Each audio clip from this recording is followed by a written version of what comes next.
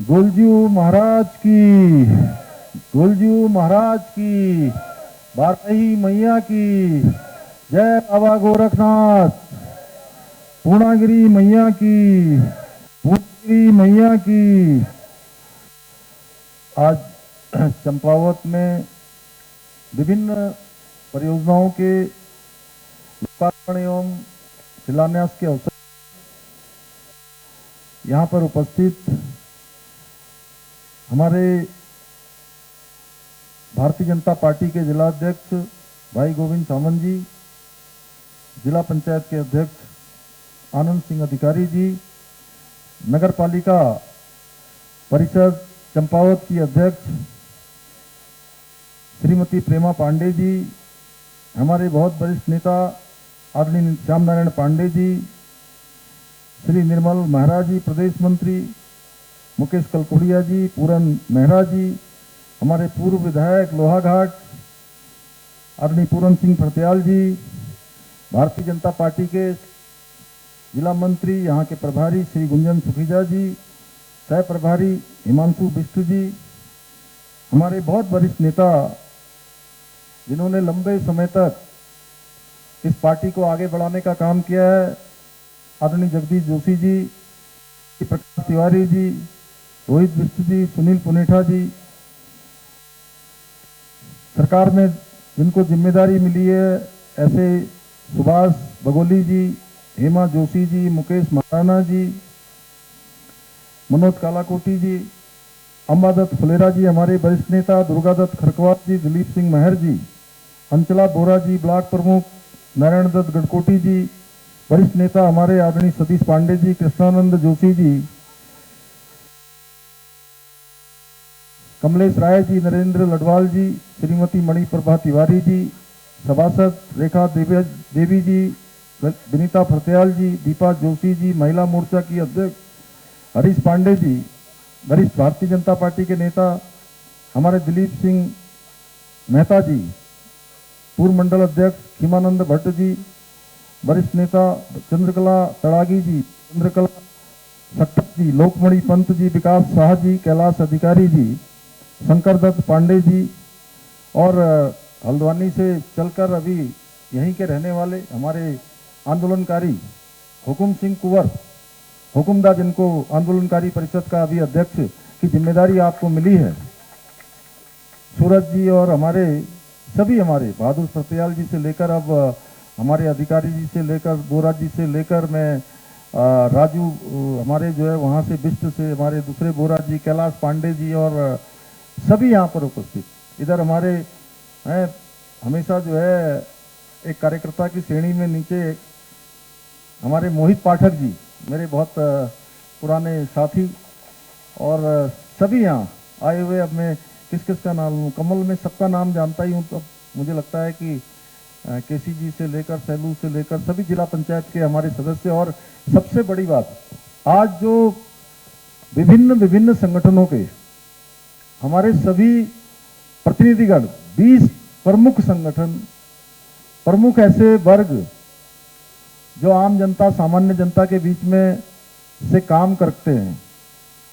उनको जोड़ने का काम करते हैं, ऐसे आए हुए सभी हमारे प्रमुख संगठनों के प्रमुख और हमारे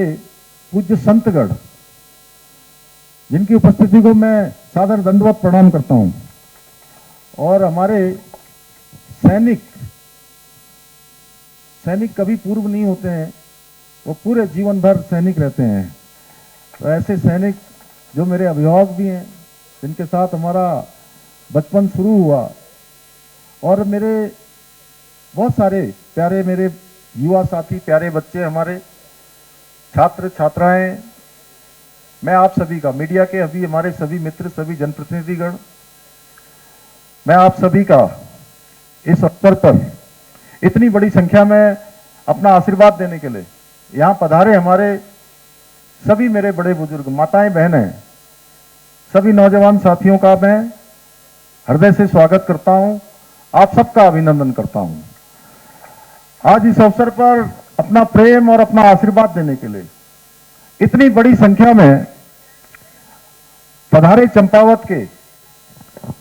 आप सभी परिवारजनों के मध्य उपस्थित होकर सच में मैं स्वयं को अत्यंत गौरवान्वित महसूस कर रहा हूं। और आप सभी का ये स्नेह मेरे लिए ऊर्जा और प्रेरणा का काम करती है। ये मेरे लिए प्रेरणा का स्रोत है, क्योंकि चंपावत मेरे लिए केवल एक विधानसभा क्षेत्र नहीं है, बल्कि ये अब मेरी कर्मभूमि और ये मेरा परिवार है। और जब भी मैं आप सबके बीच में आता हूं, जब कभी मैं चंपावत आने का मुझे मौका मिलता है, तो मुझे ऐसा लगता है कि मैं अपने घर में आया हूं। चंपावत के सभी परिवारजनों ने जो मुझे अपना अथाह स्नेह दिया है, अटूट प्रेम और विश्वास दिखाया है, वो मेरे जीवन की सबसे बड़ी पूंजी है। यही विश्वास आप सबके द्वारा जो लगातार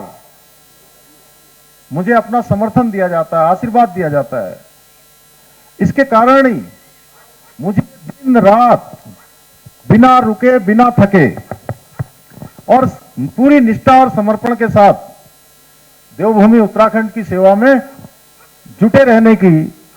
शक्ति प्रदान करता है, ऊर्जा प्रदान करता है, साहस प्रदान करता है, संबल प्रदान करता है। भाइयों बहनों, आज का दिन चंपावत के इतिहास में एक और स्वर्णिम अध्याय लिखने जा रहा है। विकास की गाथा में एक और नया अध्याय जुड़ने जा रहा है, क्योंकि आज मुझे चंपावत के समग्र विकास को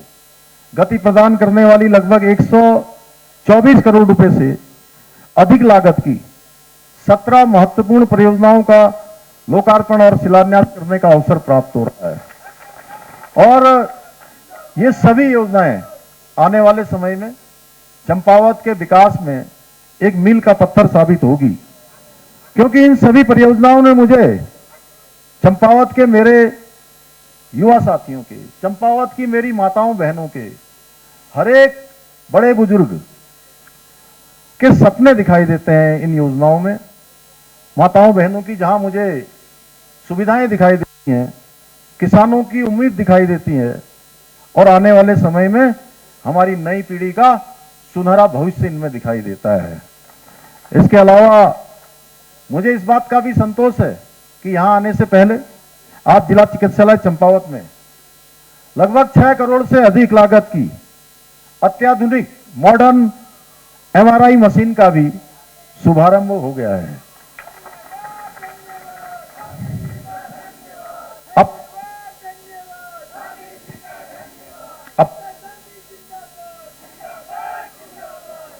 अब चंपावत और इसके आसपास के सभी क्षेत्र के लोगों को अब एमआरआई करवाने के लिए बड़े शहरों में या निजी अस्पतालों में चक्कर नहीं लगाने पड़ेंगे। अब लोगों का समय भी बचेगा, पैसा भी बचेगा, और गंभीर रोगों का उपचार भी उनको अपने घर के पास ही मिल सकेगा। मुझे ये बताते हुए अत्यंत प्रसन्नता हो रही है कि आज मुझे चंपावत के सिटी सेंटर का भूमि पूजन तथा कॉर्बेट टेल के उद्घाटन का भी सौभाग्य प्राप्त हुआ है। मुझे विश्वास है दोनों परियोजनाएं चंपावत के विकास में, यहाँ के पर्यटन में और स्थानीय अर्थव्यवस्था और रोजगार को एक नई उड़ान देंगे, नई गति यहां मिलेगी, रोजगार व्यापार दोनों ही बढ़ेगा। भाइयों बहनों, आदरणीय प्रधानमंत्री श्री नरेंद्र मोदी जी के दूरदर्शी नेतृत्व में हमारी राज्य सरकार विकास और विरासत इस मंत्र को आत्मसात करते हुए आगे बढ़ रही है। एक और हम जहां सड़क, शिक्षा, स्वास्थ्य और पेयजल ऐसी आधुनिक आधारभूत सुविधाओं को मजबूत कर रहे हैं, उनको सुदृढ़ कर रहे हैं, वहीं देवभूमि की आध्यात्मिक और सांस्कृतिक पहचान को भी नई ऊंचाइयों तक पहुंचाने का प्रयास कर रहे हैं। हमारा संकल्प है कि विश्व की आध्यात्मिक राजधानी के रूप में, मैं भारत की आध्यात्मिक राजधानी नहीं कह रहा हूं, विश्व की आध्यात्मिक राजधानी के रूप में स्थापित करने का है, क्योंकि सदियों से देवभूमि उत्तराखंड भारत की सनातन चेतना का केंद्र रही है। इस दिशा में कार्य करते हुए केदारखंड की भांति ही मानसखंड के जो हमारे पौराणिक मंदिर हैं उन सभी का पुनरुत्थान किया जा रहा है, उनका सौंदर्यीकरण किया जा रहा है। मां पूर्णागिरि धाम का समग्र विकास, मां बाराही देवी, बालेश्वर, पाताल रुद्रेश्वर, मां रणकोची जैसे प्राचीन मंदिरों में श्रद्धालुओं की सुविधाओं के लिए और विस्तार सहित शारदा कॉरिडोर और प्रस्तावित गोल्डी कॉरिडोर जैसी परियोजनाएं हमारी इस सोच का परिणाम है। भाइयों बहनों, चंपावत केवल एक जनपद नहीं है, बल्कि हमारी आस्था, हमारी संस्कृति और सीमांत स्वाभिमान और असीम संभावनाओं का पहचान का क्षेत्र ये जिला चंपावत है। इसलिए हमारी सरकार ने इसके विकास को केवल कुछ योजनाओं तक सीमित नहीं रखा है कि कुछ योजनाएं शुरू हो जाएं, बस इसकी इतिश्री हो जाए, औपचारिकता पूरी हो जाए, बल्कि इसे उत्तराखंड का आदर्श जिला बनाने के लक्ष्य के साथ हम योजनाबद्ध तरीके से काम कर रहे हैं। आप देख रहे होंगे, आप जिस वर्ग के लिए कहेंगे उस वर्ग के लिए कोई न कोई योजना आ रही है। बच्चों के भविष्य की भी इसमें पूरा प्रबंध किया जा रहा है। विभिन्न मोटर मार्गों के निर्माण किए जा रहे हैं, चौड़ीकरण के कार्य किए जा रहे हैं। शहरों में जाम की स्थायी समस्या के समाधान के लिए आधुनिक multi level parking shopping complex यहां विकसित किए जा रहे हैं। आज ही हमने 62 करोड़ रुपए से अधिक की लागत से चंपावत रोडवेज स्टेशन में आधुनिक बहुमंजिला पार्किंग एवं शॉपिंग कॉम्प्लेक्स का शिलान्यास भी किया है। इसके साथ ही पर्यटन आवास गृह, मां पूर्णागिरि धाम और रीठा साहब में नई पार्किंग सुविधाओं का निर्माण कराया गया है,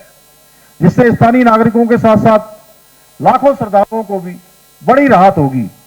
भाइयों बहनों, बेहतर कनेक्टिविटी के क्षेत्र में विकास की सबसे मजबूत आधारशिला होती है कि जहां आना जाना अच्छा हो, संपर्क अच्छा हो, सड़क मार्ग अच्छे हो। इसी सोच के साथ हमने हनुमानगढ़ी खेत खेड़ा पुल का निर्माण कराया है, जिससे पूर्णागिरि मेले में आने वाले श्रद्धालुओं को और हमारे चूका क्षेत्र के लोगों को उनका आवागमन बहुत आसान हुआ है। जौलजीबी टनकपुर मार्ग के लिए 50 करोड़ रुपए की लागत से पुल का निर्माण सीमांत क्षेत्र के विकास को नई गति देगा। भाइयों बहनों, हमारा प्रयास केवल निर्माण कार्य करना नहीं है, बल्कि ऐसी आधारभूत सुविधाएं विकसित करना दशकों तक चंपावत की प्रगति का आधार बने, हमारे बच्चों के भविष्य को सुरक्षित करे। और इसी के अंतर्गत चंपावत की भविष्य की आवश्यकताओं के अनुरूप उसको विकसित करने के लिए 66 करोड़ रुपए से अधिक की लागत से आधुनिक सिटी ड्रेनेज सिस्टम किया जा रहा है। इसके साथ ही आज चंपावत में भूमिगत विद्युत लाइनों को बिछाने का कार्य भी तेजी से चल रहा है, जिससे आने वाले समय में हमारा चंपावत और अधिक सुरक्षित और व्यवस्थित बना रह सकेगा। इसके अलावा 240 करोड़ रुपए से अधिक की लागत से पेयजल व्यवस्था को और मजबूत किया जा रहा है। भाइयों बहनों, किसी भी परिवार की सबसे बड़ी चिंता तब होती है जब उसके परिवार का कोई परिवारजन, कोई सदस्य गंभीर रूप से किसी बीमारी से ग्रसित हो जाता है और उस समय उसे इलाज के लिए इधर उधर भटकना पड़ता है। इसलिए स्वास्थ्य सेवाओं को मजबूत करना हमारी सर्वोच्च प्राथमिकता रही है कि यहां चाहे क्रिटिकल केयर ब्लॉक बनाना हो, चाहे डायलिसिस मशीन लगानी हो, या चाहे आज से एमआरआई का शुभारंभ करना हो। और इस दिशा में हमने 20 करोड़ रुपए की लागत से 50 बेड का क्रिटिकल केयर ब्लॉक यहां बनाया गया है। भाइयों बहनों, हम केवल आज की चिंता ही नहीं कर रहे हैं, वर्तमान की केवल चिंता नहीं कर रहे हैं, बल्कि भविष्य को ध्यान में रखकर काम कर रहे हैं कि आने वाले 25 सालों बाद, आने वाले 50 सालों के बाद हमारे इस राज्य में किस प्रकार से लोगों का आवागमन होने वाला है, किस प्रकार की चुनौतियां हमारे सामने होने वाली हैं, पर्यटन किस प्रकार बढ़ने वाला है। देखिए, आप आज आदि कैलाश यात्रा शुरू हुई है, तो हमारे यहाँ के सारे होटल, सारे होम स्टे, चाहे यहां हो, चाहे पिथौरागढ़ हो, या धारचूला हो, या गुंजी का क्षेत्र हो, सारे होम स्टे फुल बैठे। 50,000 की संख्या इस सीजन में अभी तक क्रॉस हो गई है। जो अपने आप में एक रिकॉर्ड है। पहले के समय में पूरे साल भर 500-700 लोग आते थे, और अब इस साल यह आंकड़ा मुझे लगता है कि 1 लाख को पार करेगा। तो इसलिए भविष्य की जो चुनौतियां हैं उनको भी ध्यान में रखना है। इसको ध्यान में रखकर भारत नेपाल सीमा पर ड्राई पोर्ट 177 करोड़ रुपए की लागत से बन रहा है, जिसके बनने के बाद व्यापार और रोजगार की नई संभावनाएं सृजित होंगी। इतना ही नहीं, हम बच्चों को साइंस, टेक्नोलॉजी, इनोवेशन और एआई, इस पे हमारे चंपावत जनपद के बच्चे भी आगे बढ़े। और आज भारत जिस प्रकार से इन क्षेत्रों में तरक्की कर रहा है, उसमें हमारे बच्चे भी उसके भागीदार बने। इसलिए हमने 57 करोड़ रुपए की लागत से चंपावत में साइंस सेंटर का निर्माण हो रहा है। विज्ञान एवं नवाचार से हमारे बच्चों को जोड़ने का काम होगा। साथ ही adventure park, Jim Corbett trail भी यहां की पर्यटन की संभावनाओं में वृद्धि करेगा। और लोहाघाट में 257 करोड़ रुपए से अधिक की लागत से बन रहा पहला उत्तराखंड का महिला स्पोर्ट्स कॉलेज तथा छमनिया का बाद में लगा लेना एक साथ, छमनिया का सिंथेटिक ट्रैक हमारी बेटियों को राष्ट्रीय और अंतर्राष्ट्रीय स्तर पर मजबूत करने का, उनको पहुंचाने के लिए, अपनी पहचान बनाने के लिए, उनके व्यक्तित्व के विकास में खेल की संभावनाओं के लिए अनेक द्वार खोलेगा। इतना ही नहीं, आज टनकपुर में 122 करोड़ रुपए की लागत से आंतरिक पेयजल लाइन पर भी काम किया जा रहा है। 237 करोड़ रुपए की लागत से आधुनिक आईएसबीटी का निर्माण भी टनकपुर में मां पूर्णागिरी के धाम आने जाने वाले लोगों के लिए, उसका भी काम तेजी से चल रहा है। इसके अलावा गेस्ट हाउस, कम्युनिटी हॉल इस पूरे क्षेत्र को एक नई पहचान देगा। भाइयों बहनों, ये तो केवल कुछ योजनाएं ही हैं। इसके अलावा भी चंपावत जिले में अनेक विकास के कार्य किए जा रहे हैं। मैं इसको बोलूंगा तो मुझे लगता है कि घंटों लग जाएंगे ना काफी समय लग जाएगा। और लेकिन मुझे पूरा विश्वास है कि आने वाले कुछ वर्षों में चंपावत विकास के क्षेत्र में, पर्यटन के क्षेत्र में, स्वास्थ्य, शिक्षा, खेल और आधारभूत सुविधाओं के क्षेत्र में पूरे उत्तराखंड के लिए एक मॉडल बनकर उभरेगा जब ये सारी योजनाएं धरातल पर उतर जाएंगी। भाइयों बहनों, आज जब पूरे चंपावत की सारी क्रीम यहां पर आई है, जिस प्रकार से सारे संगठनों का यहां प्रतिनिधित्व हमारे यहां पर हुआ है, मेरे मन में कोई संशय नहीं है। मैं सोच रहा हूं कि पूरा टनकपुर जनपद और पूरा चंपावत जनपद आज हमारे इसी एक स्थान पर एकत्र हुआ है। तो इसलिए मैं कहना चाहता हूं कि मैंने चंपावत को आदर्श जिला बनाने का जो वचन दिया था, आप सबके सामने मैंने पहले दिन से कहा था कि चंपावत एक ऐसा जनपद है जो पूरे उत्तराखंड के लिए आने वाले समय में मॉडल बनेगा, आदर्श बनेगा। और उसे पूरा करना मेरे लिए केवल राजनीतिक प्रतिबद्धता नहीं है, बल्कि मेरे जीवन का संकल्प है कि ये चंपावत जनपद हमारा आदर्श जनपद बने। मैं आप सभी को विश्वास दिलाता हूं कि चंपावत का कोई भी सपना अधूरा नहीं रहने वाला है। मैं किसी सपने को अधूरा नहीं रहने दूंगा। जब तक यहां का प्रत्येक अधूरा कार्य पूरा नहीं हो जाता है, प्रत्येक युवा को आगे बढ़ने के लिए अवसर नहीं मिल जाते हैं, प्रत्येक क्षेत्र यहां का छोटा विकास की मुख्य धारा से जब तक प्रत्येक गांव नहीं जुड़ जाता है, तब तक मैं आपका भाई, आपका बेटा चैन से नहीं बैठूंगा। भाइयों बहनों, जब कोई सरकार